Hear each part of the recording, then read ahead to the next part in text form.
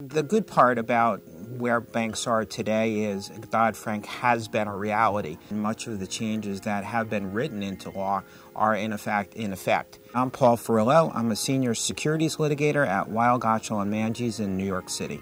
Now that the election is over, I think the big banks are going to have to rethink and recalibrate. They're really going to have to, again, focus on the particular business segments which are profitable, juxtapose that against the laws that are in effect, and see whether or not there are some regulatory changes they can effect which can help them in those particular areas.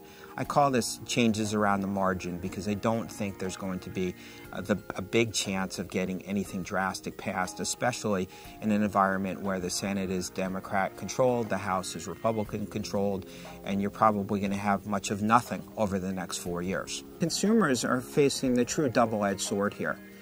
Clearly, with the legislative developments and now the electoral changes that have been taking place, there's likely going to be more consumer regulation, especially areas like consumer and mortgage lending, which the banks faced a lot of criticism of over the past. So in one sense, they're probably going to be more protected.